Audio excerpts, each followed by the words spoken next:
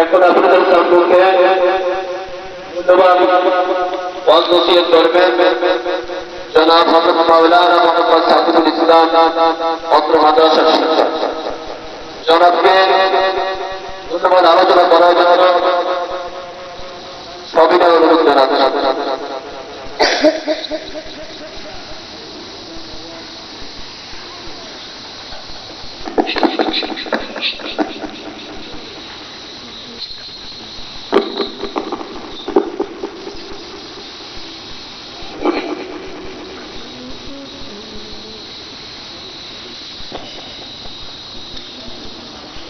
السلام عليكم ورحمة الله وبركاته.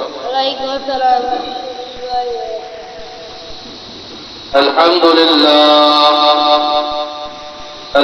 لله الذي جعل الشمس والقمر بحسبان والنجم والشجر يسجدان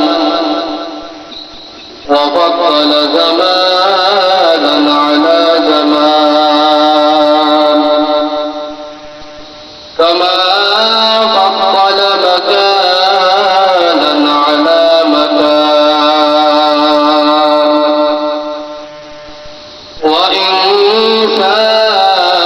وإنسانا على إنسان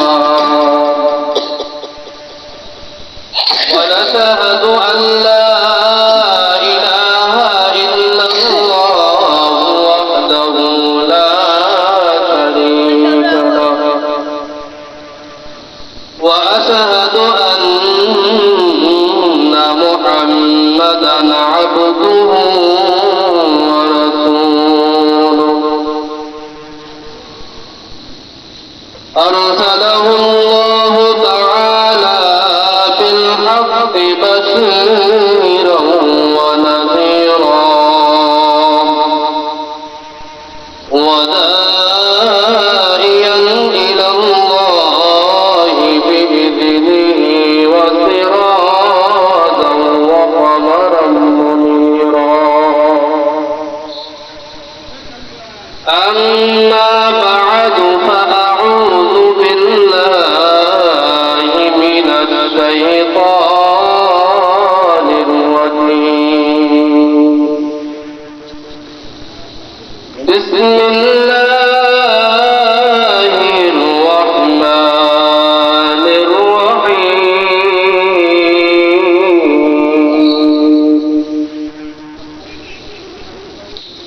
ونفخ في الصور فصعق من في السماوات ومن في الأرض وقال رسول الله صلى الله عليه وسلم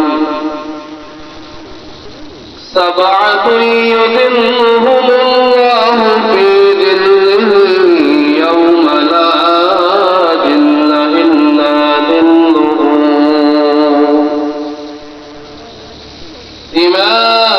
إمام عادل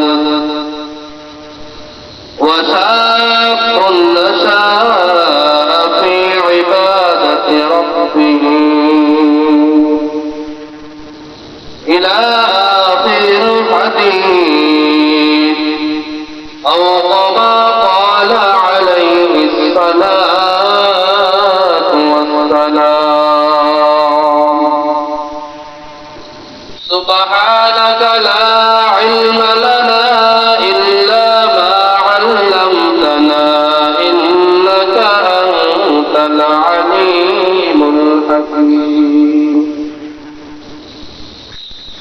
صدق الله المولانا العظيم وصدق رسوله النبي الكريم ونحن على ذلك لمن الشاهدين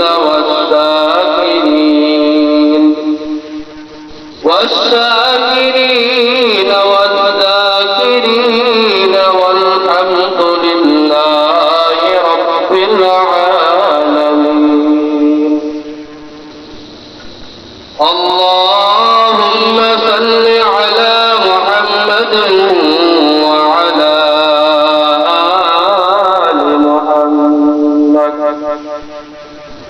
كما صليت على إبراهيم وعلى آل إبراهيم إنك حميد مجيد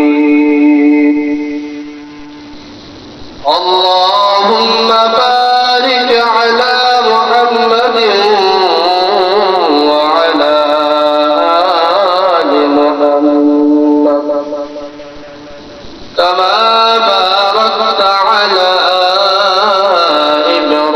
إبراهيم وعلى آل إبراهيم إنك حميد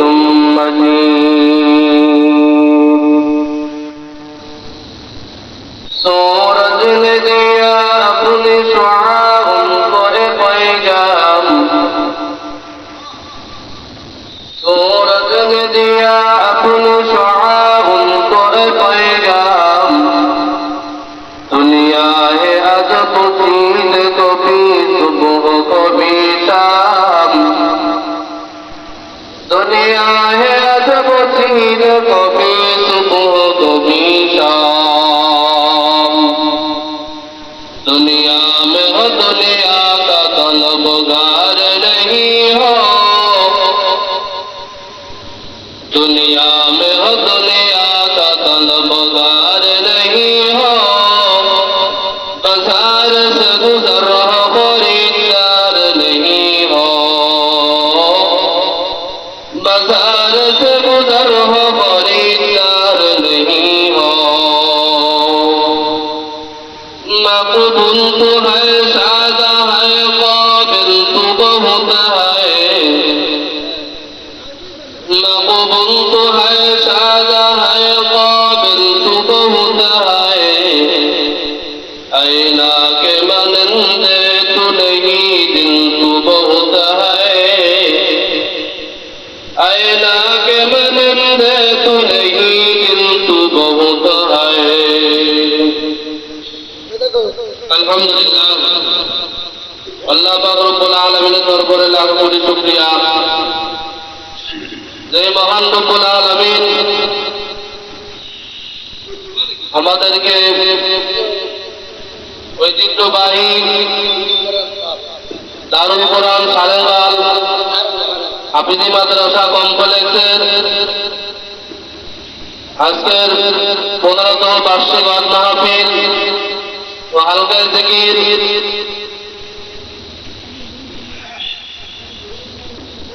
অত্র এই মাহফিলের প্রধান বক্তা বিশেষ বক্তা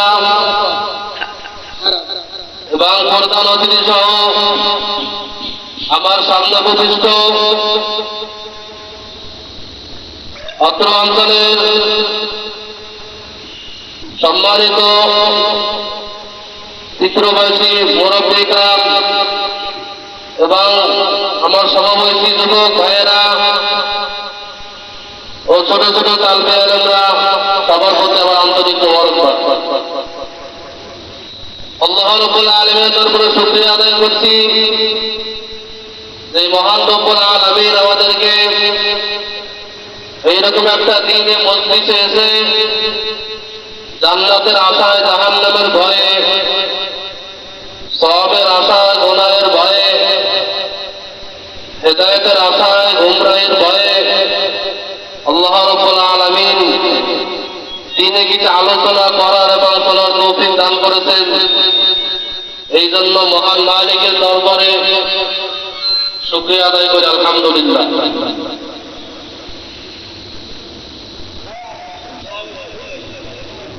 আল্লাহ রাব্বুল আলামিন আমাদেরকে এই পৃথিবীতে পাঠাইছেন একদিন আমরা কেউ ছিলাম না বর্তমানে আমরা আছি এমন একদিন আসবে যে আমরা কেউ পৃথিবীতে থাকবো না আল্লাহ রাব্বুল আলামিন এই পৃথিবীকে ধ্বংস করে দেবেন শেষ করে দেবেন কিয়ামত কায়েম হবে, কিয়ামতের আগে কিয়ামত যে হবে এর অনেক আলামত আল্লাহ রাব্বুল আলামিন দেখাবেন, অনেকগুলো ঘটাইছেন। তো আল্লাহ রাব্বুল আলামিন ইসরাফিল আলাইহিস সালাতু ওয়াস সালামকে সিংহায় ফুঁক করার আদেশ দিবেন। তিনি সিংহা নিয়ে দাঁড়িয়ে আছেন। আল্লাহ রাব্বুল আলামিনের অর্ডার পাওয়া মাত্রই তিনি সিংহায় ফুঁক দিবেন। ইসরাফিল আলাইহিস সালাতু ওয়াস সালাম কত বড়? হাদিসে আছে যে ইসরাফিল আলাইহিস সালাম যে সিংহায় ফুঁক দিবেন, এই সিংহাটার 11টা ছিদ্র আছে। এই 11টা ছিদ্র মধ্য থেকে এই পৃথিবী আসে আর যায়, আসে আর যায়, আসমান জমি। কত বড় ছিদ্র! এরকম 11টা ছিদ্র আছে। তাহলে এই 11টা ছিদ্র যার একটার মধ্য থেকে পৃথিবী আসে আর যায়, তাহলে এই 11টা ছিদ্র কত বড় বড়! আর এই 11টা ছিদ্রের জন্য যে একটা মুখ দরকার, এই মুখটা কত বড়! এই মুখটার জন্য যে বডিটা দরকার, এই বডিটা কত বড়! আর এই বডিটা যে বানাইছেন এই মালিক কত বড়! সুবহানাল্লাহ। আল্লাহ রাব্বুল আলামিন ইসরাফিল আলাইহিস সালাতু ওয়াস সালামকে সিংহায় ফুঁক দেওয়ার জন্য আদেশ করবেন। আল্লাহ রাব্বুল আলামিন বলেন, وَنُفِخَ فِي الصُّورِ فَصَعِقَ مَنْ فِي السَّمَاوَاتِ وَمَنْ فِي الْأَرْضِ। আল্লাহ রাব্বুল আলামিন যখন ইসরাফিল আলাইহিস সালাতু ওয়াস সালামকে সিংহায় ফুঁক দেওয়ার জন্য আদেশ করবেন, তখন ইসরাফিল আলাইহিস সালাম যখন সিংহায় ফুঁক দেবেন, তখন এই আসমান আর জমিন খোদার লাই উঠে থাকবে। এই পৃথিবী ধ্বংস হয়ে যাবে। এবার পুনরায় আবার মানুষকে আল্লাহ রাব্বুল আলামিন জীবিত করবেন। কাফের মুশরিক যারা আছেন, কাফের মুশরিকরা বলে যে আমরা যদি একবার মারা যাই, মাটির সাথে মিশে যাই, তাহলে আমাদেরকে আবার কিভাবে সৃষ্টি করবেন? আল্লাহ রাব্বুল আলামিন বলেন, এভাবেই আপনি বলে দেন, ওলিল্লাযী, আপনি তাদেরকে বলে দেন যে তোমাদেরকে প্রথম আল্লাহ রাব্বুল আলামিন যেভাবে সৃষ্টি করেছিলেন, ওলিল্লাযী ফাতারাকুম আউওয়ালা মাররা, আল্লাহ রাব্বুল আলামিন তোমাদের প্রথমবার যেভাবে সৃষ্টি করেছিলেন, প্রথমবার সৃষ্টি করার তোমাদের কোনো কষ্টই না হয়, তাহলে দ্বিতীয়বার তো আরো সহজ। কারণ একটা কাজ একবার করলে প্রথমবার, দ্বিতীয়বার তার থেকে একটু সহজ হয় কিনা? আল্লাহ রাব্বুল আলামিন প্রথমবার তোমাদেরকে সৃষ্টি করেছেন কোনো নমুনা ছাড়া, তো দ্বিতীয়বার তো আল্লাহ রাব্বুল আলামিন এটা তার জন্য আরো সহজ, ঠিক না? ইব্রাহিম আলাইহিস সালাতু ওয়াস সালাম, একটা ঘটনা আছে কোরআন শরীফের ভিতর।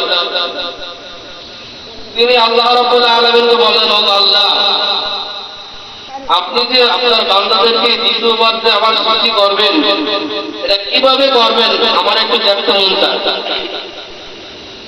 তো ইব্রাহিম আলাইহিস সালাতু ওয়াস সালামকে আল্লাহ রাব্বুল আলামিন বললেন, তোমার দেখতে মন চায়, তাহলে তুমি চারটা পাখিকে ধরিয়া পোষ বানাও। পোষ বানানোর পর তারপরে তুমি চারটা পাখিকে জবাই করিয়া চারটা মাথা তোমার কাছে রাখবা। এরপরে গোশতগুলোকে টুকরা টুকরা করিয়া তুমি চারটা পাহাড়ে একসাথে করিয়া গোশতগুলোকে চারটা পাহাড়ে রেখে আসবা। রাখার পরে তুমি এক পাখির নাম ধরে ধরে ডাক দেবা, দেখবা যে তোমার পাখিগুলো আইসা পাখির সঙ্গে মিলিত হইয়া পাখি জীবিত হয়ে যাবে। ঠিক ইব্রাহিম আলাইহিস সালাতু ওয়াস সালাম চারটা পাখিকে পোষ বানাইয়া জবাই করিয়া গোশতগুলোকে একত্রিত করিয়া চারটা পাহাড়ে রাখিয়া এবার ডাক দিল, ময়ূর আসো। ময়ূর আসিয়া জীবিত হয়ে গেছে। সুবহানাল্লাহ, সুবহানাল্লাহ। এইভাবে একটা কাক আসো, কাকের নাম ধরে যখন ডাকতেছে কাক আসিয়া জীবিত হয়ে গেছে। সুবহানাল্লাহ। আল্লাহ রাব্বুল আলামিন বলেন, এইভাবে পৃথিবীকে যখন মানুষ সব মারা যাবে, সবাই মারা যাওয়ার পর আল্লাহ রাব্বুল আলামিন সবাইকে হাসরের ময়দানে একত্রিত করবেন। হাসরের ময়দানের চিত্রটা কেমন হবে?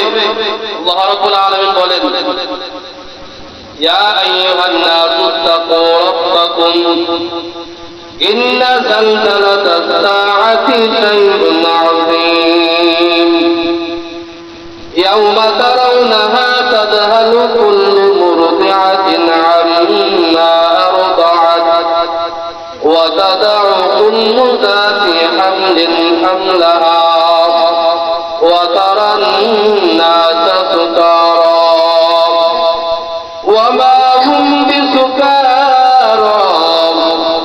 ওয়ালাকিন্না আযাবাল্লাহি শাদীদ।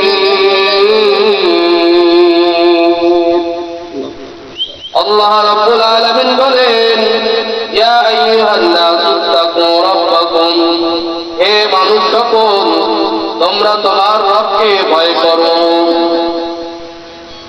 রবকে ভয় করো, কেননা কিয়ামতের ভয়ঙ্কর এক কঠিন ব্যাপার। ইয়াউমা তারাউনাহা, আর এই কিয়ামতের কঠিন ময়দানে দেখবে যে দুধ দানকারী মা তার সন্তানকে ভুলিয়া যাবে। কিয়ামতের কঠিন ময়দানে গর্ভবতী মা গর্ভপাত হয়ে যাবে।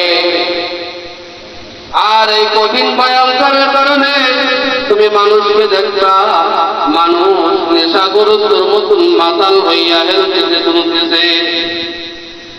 ওয়া মা হুম বিসুকারা, আসলে তো এরা কেউ নেশাগ্রস্ত না, মাতাল না। ওয়ালাকিন্না আযাবাল্লাহি শাদীদ, এরা এই কিয়ামতের কঠিন ভয়ঙ্করের কারণে এইরকম করতেছে। এটা আল্লাহ রাব্বুল আলামিনের আযাবের ভয়ে করতেছে।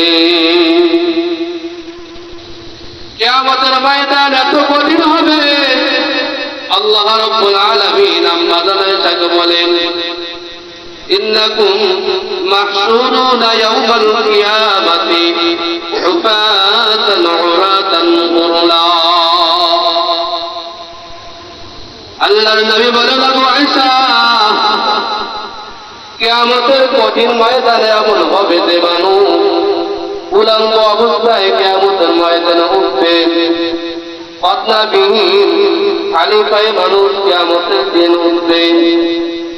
আল্লাহর নবী বলেন, আল্লাহর নবীকে আয়েশা রাদিয়াল্লাহু তাআলা আনহা বললেন, ওগো নবীজি, কিয়ামতের কঠিন ময়দানে যদি সবাই উলঙ্গ অবস্থায় ওঠে, বাপের সামনে মেয়ে, মায়ের সামনে ছেলে, ভাইয়ের সামনে বোন, সবাই থাকবে তো উলঙ্গ, তাহলে একজন আর লজ্জার স্থান আর একজনে দেখে ফেলবে, এটা কি মানুষের লজ্জার কারণ হবে না?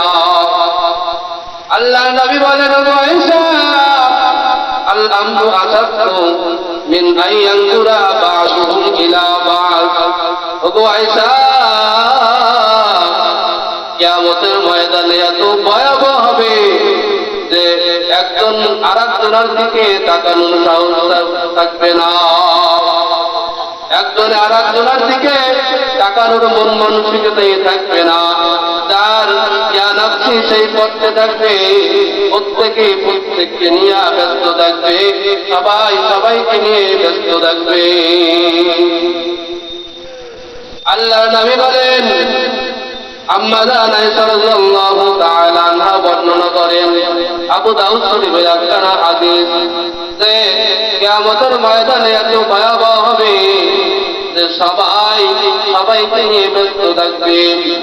এবার আয়েশা বললেন, ওগো নবীজি, সবাই যদি সবাইকে নিয়ে ব্যস্ত থাকে, সবাই সবার কথা ভুলে যাবে, ওগো নবীজি, আপনিও কি ভুলিয়ে যাবেন সবার কথা? এবার নবীজি বলেন, আয়েশা, কিয়ামতের ময়দানটা এত ভয়াবহ হবে, সবাই সবাইকে ভুলিয়ে যাবে, এমনকি প্রত্যেক নবীরা তার উম্মত পর্যন্ত ভুলিয়ে যাবে। সবাই বলবে, ইয়া নাফসি ইয়া নাফসি, আল্লাহ তুমি আমাকে বাঁচাও।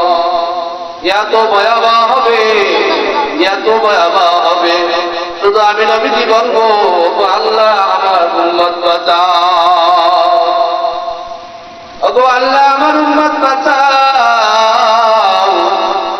কিয়ামতের ময়দানে তিনটার সময় কেউ কারো কথা মনে রাখবে না। তার মধ্যে এক নম্বর হইল যখন আমলনামা দেওয়া হবে।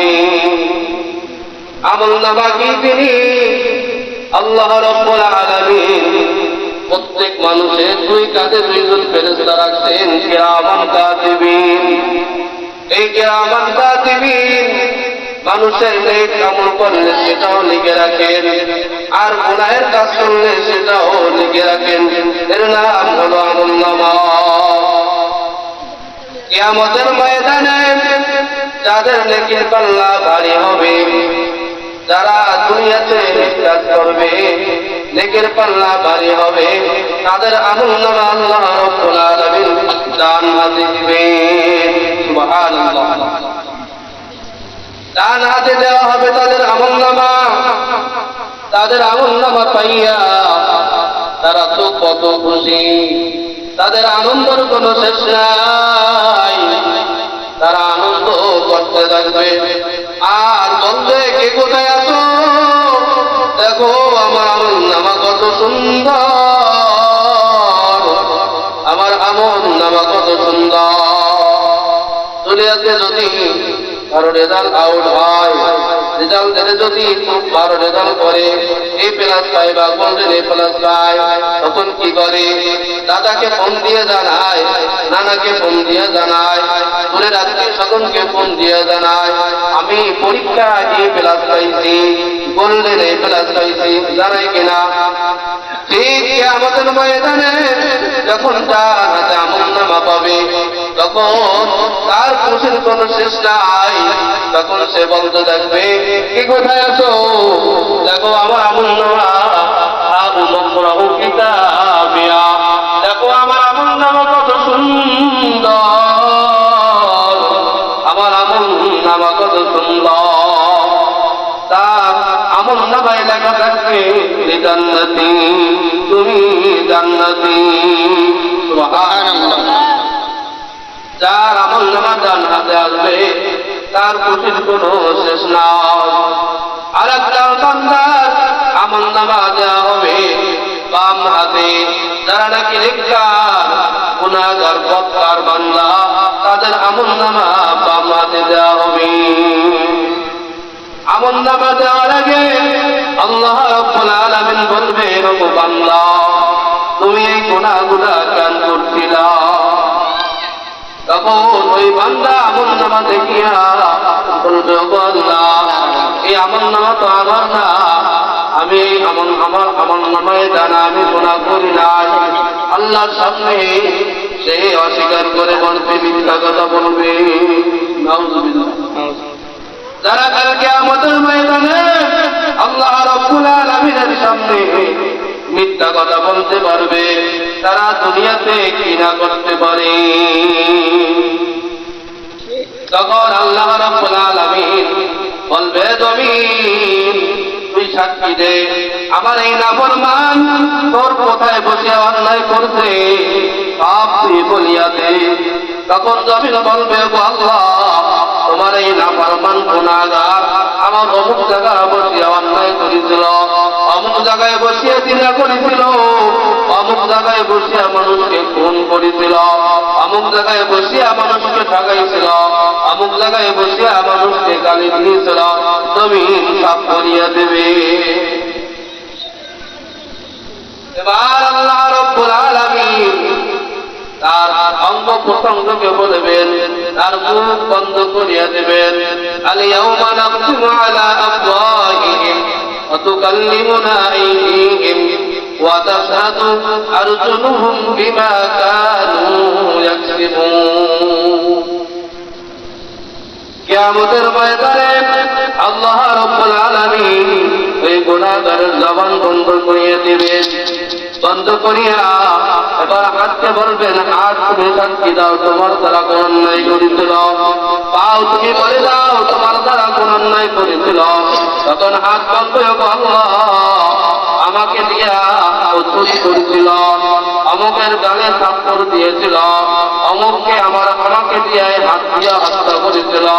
তাও বলবো আল্লাহ এই নাফরমান আমাকে দিয়া হাঁটিয়া হাঁটিয়া অমুক জায়গায় চুরি করতে গিয়েছিল, অমুক জায়গায় গান বাজনা গিয়েছিল, অমুক জায়গায় সিনেমা হলে গিয়েছিল, আমাকে দিয়ে হাঁটিয়া হাঁটিয়া জেনা করতে গিয়েছিল, পাও তখন সাক্ষী দিয়ে দেবে।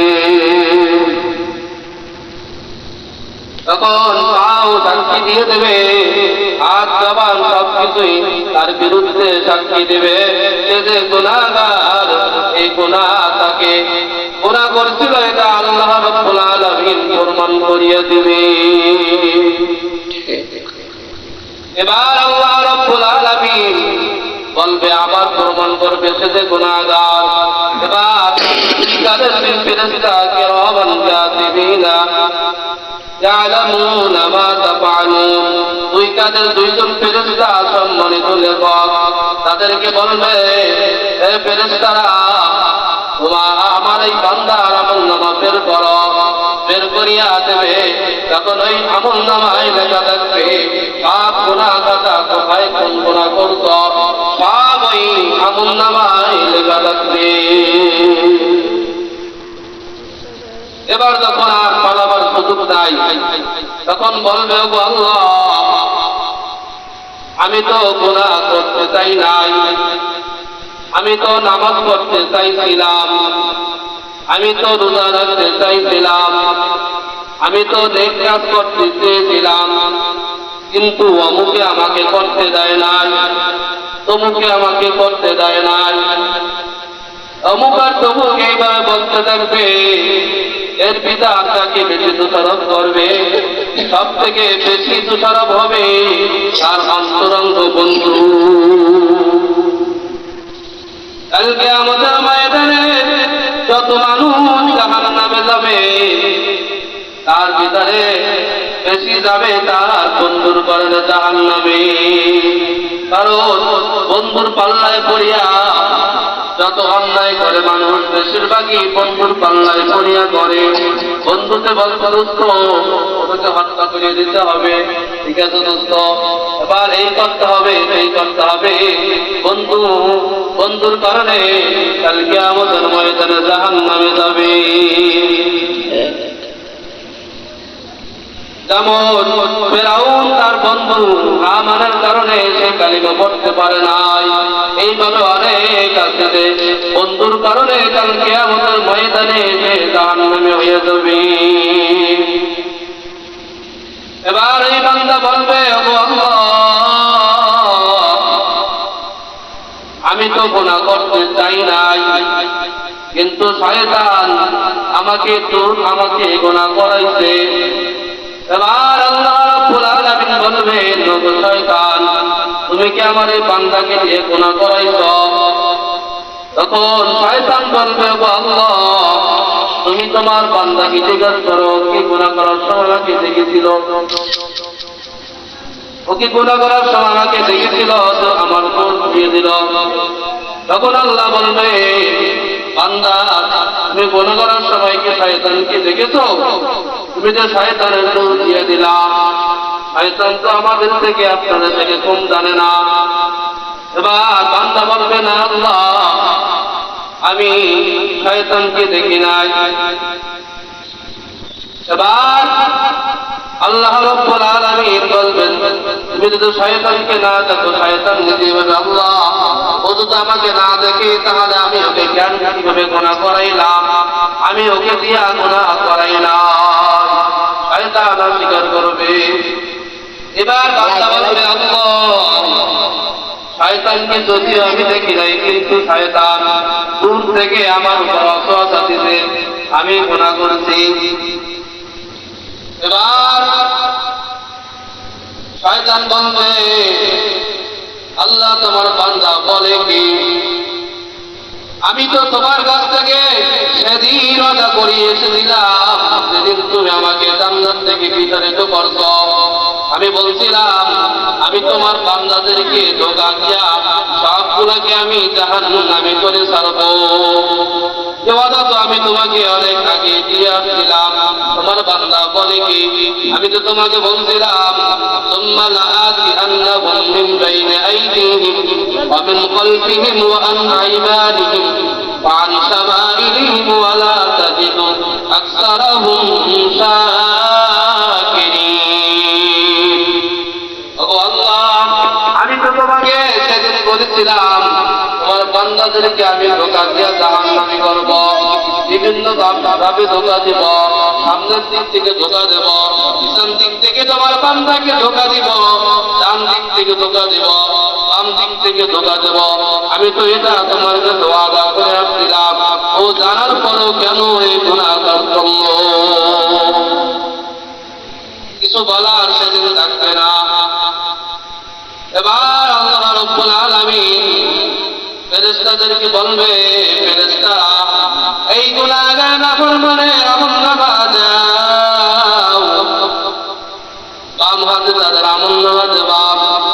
এবার যখন বাম হাত বাড়াইয়া আমলনামা আনতে যাবে, তখন আল্লাহ রাব্বুল আলামিন বলবে এই গুনাহগার নাফরমানের আমলনামা সরাসরি দেওয়া হবে না, এর বুকটাকে ছিদ্র করিয়া, বুকের ভিতরটা ছিদ্র করিয়া, হাতটা বুকের ভিতর থেকে ঢুকাইয়া ওই পাশ থেকে বের করো। এবার বুকের ভিতরে ছিদ্র করিয়া হাত উপর ওই পাশ থেকে বের করবে। ফেরেশতারা বলবে, ওগো আল্লাহ, এর আমল হাত তো পিছন দিক থেকে, কিন্তু মাথা তো সামনের দিকে, ও কিভাবে পড়বে? আল্লাহ রাব্বুল আলামিন তখন বলবেন এই গুনাহগার নাফরমানের ঘাটটাকে মোচড় দিয়া পিছনের দিকে ঘুরাইয়া দাও। এবার তাকে ঘুরাই দেওয়া হবে। এবার বলবে, পড়িয়া দেখ তুই কোথায় কেউ অন্যায় করেছ, কোথায় বসিয়া জেনা করছ, কোথায় সুদ খাইছ, কোথায় মানুষকে হত্যা করেছ, কোথায় মানুষের উপর জুলুম করেছ, সব এখানে লেখা আছে। দেখ দেখ, সব দেখ, পড়িয়া দেখ, সব অন্যায় গুলো এখানে লেখা আছে। তখন এই বান্দা আফসোস করবে আর বলবে, লা ইউগাদিরু সগীরাতান ওয়ালা কাবীরাতান ইল্লা আহসাহা।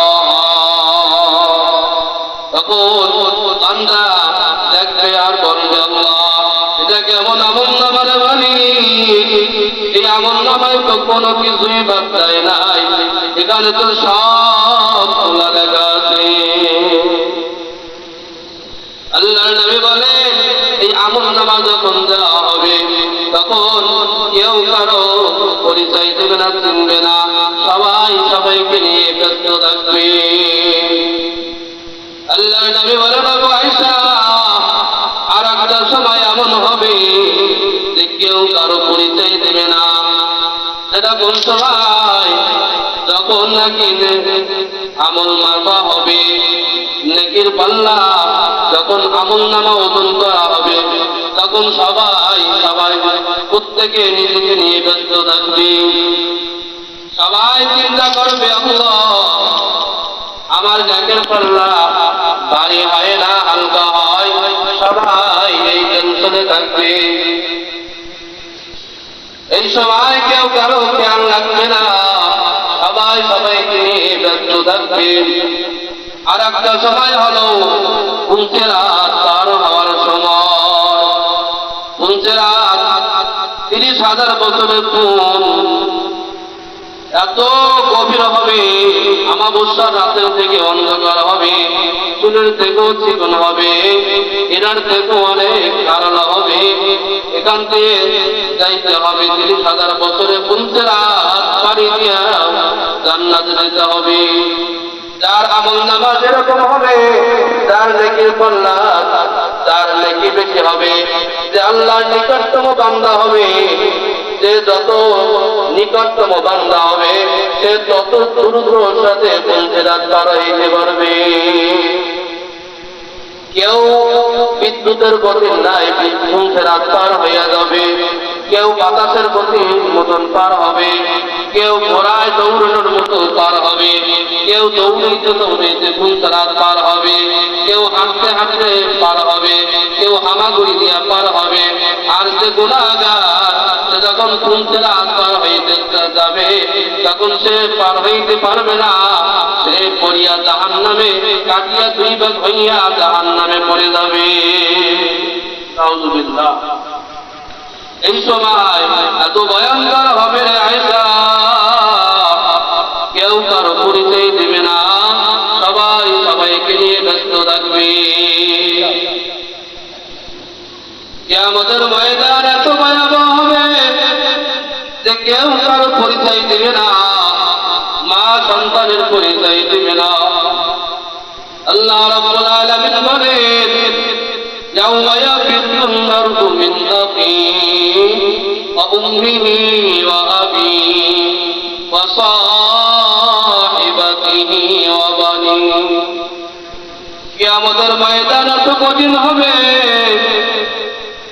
যে সেদিন ভাই ভাইয়ের পরিচয় দিবে না।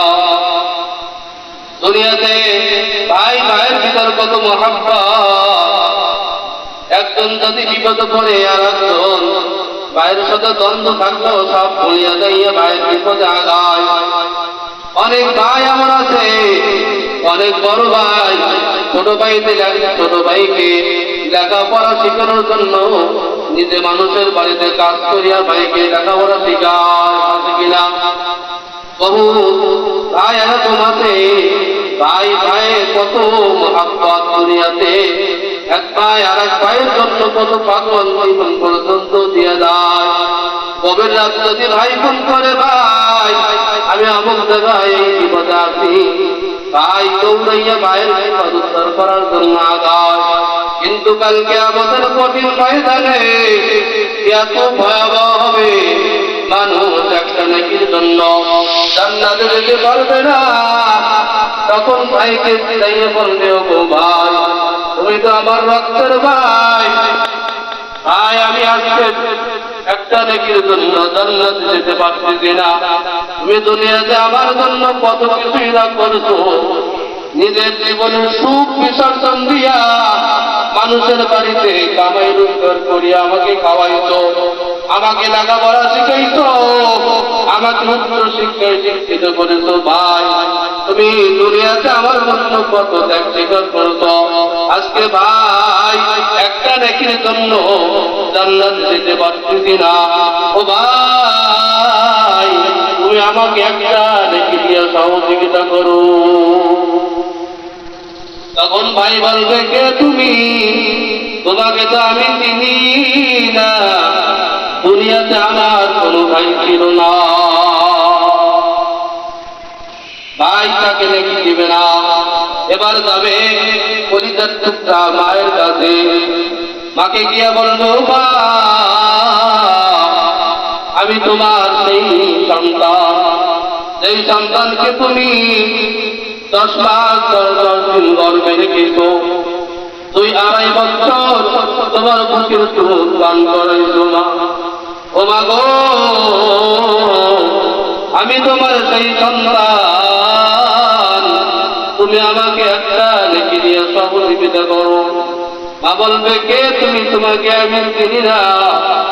সন্তান বলবে, মা তুমি আমাকে ভুলিয়া গেল, আমি যদি না খাইতাম তুমি খানা খাইতা না, কত কষ্ট আমার জন্য করেছো, রাতের বেলায় পেশাব পায়খানা করিয়া বিছানা করে ফেলেছি, তোমার নিজের ঘুমকে বিসর্জন দিয়া আমাকে কিভাবে আমরা আমাদের প্রতিষ্ঠিত হই সেই চিন্তা সব সময় করিত। নিজে কখনো ভালো করে খাও নাই, অনেক সময় নিজে কত না খাইয়া তুমি আমাকে না খাওয়াইছো মা। মা গো, তুমি কেমনে ভুলিয়া গেলা? ও মা, আমি যদি রাতের বেলায় কখনো বাহিরে যাইতাম, তুমি না ঘুমাইয়া জাগিয়া থাকতাম, তো সন্তান বাহির রয়েছে কেমনে ঘুমায়। আজকে তুমি কেমনে ভুলিয়া গেলা রে মা? আমি তো তোমার সেই সন্তান, আমি একটা নেকির জন্য জান্নাতে যেতে পারতেছি না।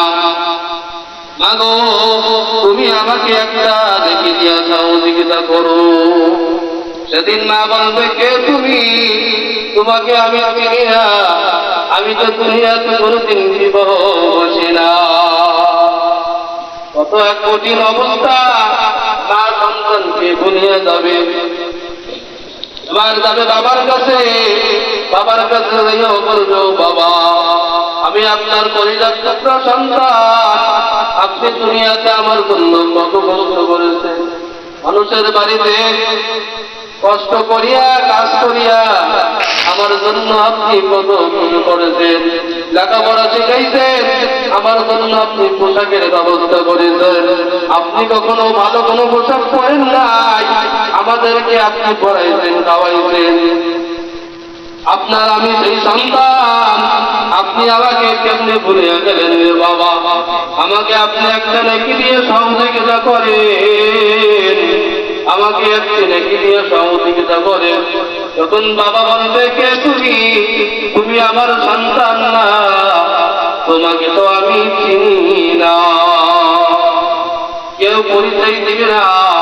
এবার যাবে বিবির কাছে, স্ত্রীর কাছে গিয়ে বলবে, ও আমার স্ত্রী, তোমার জন্য দুনিয়াতে কত কিছুই না করবে, ঘর বাড়ি ছাড়িয়া তোমার সুখ শান্তির জন্য দূরে গিয়া তোমার সুখ শান্তির জন্য বাসা নিতি, চাকরি বাকরি করছি, মা বাপ ভাই বোন ফেলাইয়া তোমার সুখের জন্য দূর বহু দূরে চলে গেছি, কত কষ্ট করেছি তোমার জন্য। তুমি আমাকে একটা নেকি সহযোগিতা করো, আজকে আমি একটা নেকির জন্য জান্নাতে যেতে পারতেছি না। তখন স্ত্রী বলবে, কে তুমি? তোমাকে তো আমি চিনি না, তুমি আমার স্বামী না, আমি তো দুনিয়াতে বিবাহ করছি না। সন্তানের কাছে গেলে একই অবস্থা, একই বলবে যে আপনি আমাদের পিতা না, আপনাকে আমরা চিনি না। এইভাবে আমাদের ময়দানটা এত ভয়াবহ হবে যে কেউ কাউকে পরিচয় দিবে না, চিনবে না, সবাই সবাইকে নিয়ে ব্যস্ত থাকবে। কিয়ামতের কঠিন ভয়াবহ কারণে সূর্য মাথার উপরে থাকবে, এত কঠিন হবে, সূর্য মাথার 1 বিঘা উপরে থাকবে। সূর্যের তাপে মাথার মগজ টাস টাস করিয়া ফাটিয়ে যাবে, হাতের মারের মতো টকটক টকটক করিয়া পড়তে থাকবে। মানুষ সব অসুস্থ হয়ে যাবে, সবাই বলতে থাকবে ওটা আর ভালো লাগে না। ওদিকে আল্লাহ রাব্বুল আলামিন মহারাগে রাগান্বিত হবে, অনেক রাগে রাগান্বিত হবে। আল্লাহ রাব্বুল আলামিন বলবেন, লিমানিল মুলকুল ইয়াউম লিল্লাহিল ওয়াহিদিল কাহ্হার। আল্লাহ রাব্বুল আলামিন বলবেন, আজকের রাজত্ব কার? আবার নিজে বলবেন যে মহারাজের রাগান্বিত আল্লাহ। কেউ আল্লাহ রাব্বুল আলামিনের সামনে কথা বলার সাহস রাখবেন না। মানুষ সবাই ছোটাছুটি করতে থাকবে, এই দ্বারা সত্য হয় না। আল্লাহ রাব্বুল আলামিন যারা বিচার কার্য শুরু করে দেয়, বিচার কার্য শুরু করার পর আল্লাহ জান্নাতে দেয় বা জাহান্নামে দেয়, কিছু করুক, কিন্তু এই অবস্থা ভালো লাগছে না, এই জানা আর সত্য হইতেছে না। এবার বিচার কার্য শুরু করবেন, আল্লাহ রাব্বুল আলামিনের কাছে গিয়ে বলবেন, আল্লাহ তো মহারাগে রাগান্বিত থাকবেন। এবার এক পর্যায়ে সবাই মিলিয়া আব্বাজান আদম আলাইহিস সালামের কাছে গিয়া বলবেন, ওগো আব্বাজান, আমরা আপনার সন্তান, আপনি তো প্রথম নবী, আপনাকে আল্লাহ রাব্বুল আলামিন নিজ হাতে বানাইছেন, আপনি একটু আল্লাহর কাছে সুপারিশ করেন, আল্লাহ যেন বিচার কার্য শুরু করে দেয়। তখন আদম আলাইহিস সালাম বলবেন যে আল্লাহ রাব্বুল আলামিন এত রাগে রাগান্বিত হয়েছে যে কোনদিনের আগে এত রাগে রাগান্বিত হয় নাই, এত রাগে নাই, আমি পারবো না। আল্লাহ খুব রাগ, তোমরা যাও নূহ আলাইহিস সালামের কাছে যাও। সবাই মিলিয়া নূহ আলাইহিস সালামের কাছে যাবেন, গিয়া বলবেন, ওগো নবী, আপনি একটু আল্লাহর কাছে বলেন যেন আল্লাহ রাব্বুল আলামিন বিচার কার্য শুরু করবে। নূহ আলাইহিস সালাম ওই একই কথা বলবেন? নূহ আলাইহিস সালাম বলবেন, তোমরা ইব্রাহিম আলাইহিস সালামের কাছে যাও। ইব্রাহিম আলাইহিস সালামের কাছে গেলে ইব্রাহিম আলাইহিস সালাম ওই একই কথা বলবেন। বললেন, তোমরা মূসা আলাইহিস সালামের কাছে যাও। আবার মূসা আলাইহিস সালাম একই কথা বলিয়া বললেন, তোমরা ইব্রাহিম আলাইহিস সালামের কাছে যাও। ইব্রাহিম আলাইহিস সালামের কাছে গিয়ে বলবেন, তখন তিনিও বলবেন, তোমরা হযরত মুহাম্মদ সাল্লাল্লাহু আলাইহি ওয়াসাল্লামের কাছে যাও। তখন সবাই মিলিয়া আমার আপনার নবী, মায়ার নবী, উম্মতের কান্ডারি মুহাম্মদুর রাসূলুল্লাহ সাল্লাল্লাহু আলাইহি ওয়াসাল্লামের কাছে আসিয়া বলবেন, ওগো নবীজি, আপনি একটু আল্লাহর কাছে সুপারিশ করেন যেন আল্লাহ বিচার কার্য শুরু করে দেন। এই কথা শুনিয়া রাসূল সাল্লাল্লাহু আলাইহি ওয়াসাল্লাম আল্লাহর কুদরতি পায়ে সিজদায় উঠে পড়বেন। যখন সিজদায় পড়ে যাবে, তখন আল্লাহ রাব্বুল আলামিন বলবেন, ইয়া মুহাম্মদ ইরফা রাসাকা হাল তুতা ওয়াসফা তুসফা। আল্লাহ রাব্বুল আলামিন বলবেন, হে মুহাম্মদ, ও আমার হাবিব, মাথা উঁচা করেন আপনি। ইরফা রাসাকা, আপনার মাথা উঠান। আপনি যা ইচ্ছা চান আপনি সুপারিশ করুন, আপনার সুপারিশ কবুল করা হবে। এই অনুমতি পাওয়ার পর তখন আল্লাহ নবী সুপারিশ করতে শুরু করবেন। এবার বলবেন, আল্লাহ বিচার করতে শুরু করে দেন। তখন আল্লাহ রাব্বুল আলামিন বিচার করতে শুরু করবেন। এরপর আল্লাহ রাব্বুল আলামিন নবীকে সুপারিশ করার অনুমতি দিবেন। নবীজি সুপারিশ করার অনুমতি পাইয়া তার বলবেন, ওগো নবী, ওগো আল্লাহ, আমার উম্মতকে আপনি বিনা হিসাবে জান্নাতে নিয়ে যান। এবার আল্লাহ রাব্বুল আলামিন তার সুপারিশ কবুল করিয়া একদল উম্মতকে যাদের নেকের পাল্লা ভারী হবে তাদেরকে আল্লাহ রাব্বুল আলামিন জান্নাত দিয়ে দিবেন। এবার আরেকজন উম্মতের জন্য নবীজি সুপারিশ করবেন। তারা কিছু গুনাহ করছে, দেখেও তাদের আমলনামা দেখেও আছে, তারা কিছুদিন সাজা পাইয়া জাহান্নামের সাজা পাইয়া জান্নাতে যাবে, কিন্তু নবীজির সুপারিশের কারণে তাদেরকে জান্নাত দেওয়া হবে। আরেকদল উম্মত থাকবে যাদের আমলনামায় শুধু কালিমা আছে, অর্থাৎ কালিমা পড়িয়া মুসলমান হয়েছিল, কিন্তু জিন্দেগিতেও কোনো নেক কাজ করে নাই, নেকের কাজ করে নাই। তাদেরকেও নবীজি সুপারিশ করবেন, কিন্তু তাদেরকে তাদের পাপের সাজা পাইয়া তারপর জান্নাতে দেওয়া হবে। আল্লাহর নবী কিয়ামতের কঠিন ময়দানে উম্মতের সুপারিশ হবে, সুপারিশ করবে। এই সুপারিশ পাওয়ার জন্য আল্লাহর রাসূলের সুন্নাতের মহব্বত করতে হবে, সুন্নাতের মহব্বত, সুন্নাতের দাঁড়িয়ে রাখতে হবে, সুন্নতি লিবাসে লিবাসদারি হতে হবে। আল্লাহর নবী সুন্নাত আঁকড়ে ধরতে বললে কাল কিয়ামতের কঠিন ময়দানে আল্লাহ রাব্বুল আলামিন নবীজির সুপারিশ হবে, জান্নাত দিয়ে দেবেন। কিয়ামতের কঠিন ময়দানে আল্লাহর নবী সুপারিশ করবেন। হাসরের ময়দানের ভয়াবহ এবং প্রচন্ড গরমের কারণে মানুষ পিপাসায় কাতর হয়ে পড়বে। এবার আল্লাহ রাব্বুল আলামিন নবীজিকে হাউজে কাউসার দান করেছিলেন। নবীজি তার উম্মতকে, পিপাসা উম্মতকে পানি পান করাবেন, হাউজে কাউসারের পানি পান করাবেন। আর এই হাউজে কাউসারের পানিতে পান করবে, তার আর কোনো পিপাসা লাগবে না। এবার নবীজি যখন পানি পান করাইতে থাকবে, তখন তার কিছু মানুষ তার দিকে আসতে থাকবে। যখন আসতে থাকবে, ফেরেশতারা তাদেরকে দূরে সরাই দেবে। এবার নবীকে বলবেন, ও ফেরেশতারা, এরা আমার উম্মত, এদেরকে তুমি কেন তাড়াইতেছো? এবার ফেরেশতারা বলবে, ও নবীজি, আপনি দুনিয়া থেকে আসার পর আপনার এই উম্মত আপনার সুন্নতের উপর আমল করে নাই, আপনার সুন্নতি দাঁড়িয়ে রাখে নাই, আপনার সুন্নতি উপর চলে নাই, আসরিয়া বিদআত কুসংস্কার অনুসরণ করেছে। আল্লাহর নবী যখন তাদেরকে বলবেন সুফকান সুফকান লিমান ওয়াইয়ারা বাদি, দূর হয়ে যাও, দূর হয়ে যাও, তোমরা বিদআত কুসংস্কারের অনুসরণ করছো, তোমরা আমার থেকে দূর হয়ে যাও।